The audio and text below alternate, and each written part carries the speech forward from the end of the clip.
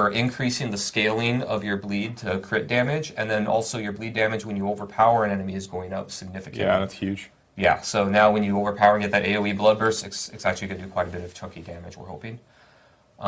Walking Arsenal is another one worth calling out here.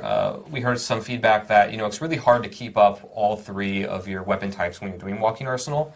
Usually 2 is fairly easy. You can have a basic and a core that are different weapons, but getting that 3rd one to consistently happen, especially if you're using a cooldown skill like Charge or Leap or something like that, it can be hard to maintain that. So we're just increasing it to make it more forgiving, which should also increase all of those legendaries and other powers, uniques and stuff. That was possible for me when I had Deathblow charges, but whenever I was only running 1 Deathblow charge at a time, that build just didn't. Yeah, Deathblow's probably one of the more one of the easier ones to get, and even then it can be a little hard, right? Yeah, for sure.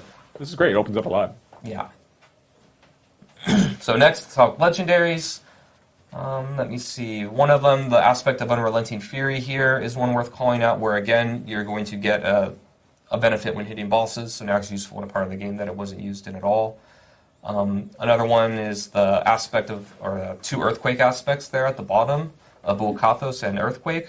We're increasing the amount of damage reduction and damage bonus, so if you want to do that Earthquake build, like I said before, we want those Earthquakes to do damage and be meaningful, but in the meantime, while you're standing in them, those buffs on you are going to be a little bit more powerful, so hopefully we can incentivize people to go through that fantasy. All right, next, so uniques. We've got a lot of stuff here with Barbarian uniques. Again, the high-level goal here is we're generally improving just the base thing the unique does, and then also trying to replace an item stat that wasn't very attractive or not as attractive with one that we know players really, really like to make these meaningful for them. So Fields of Crimson, this is the one where you do blood pools when you rupture enemies. We're increasing the damage. We're increasing the damage that enemies take standing in pools, which is a pretty big buff. And then we're also changing the rupture cooldown reduction with bonus crit strike damage. And again, combine that with the bonus in the key passive where the bleed damage, 70, right? Where that scales better. That'll just be quite a bit more damage across the board. Hellhammer we talked about. Ramalandi's Magnum Opus, we're replacing the physical damage affix with vulnerable damage. 100,000 steps.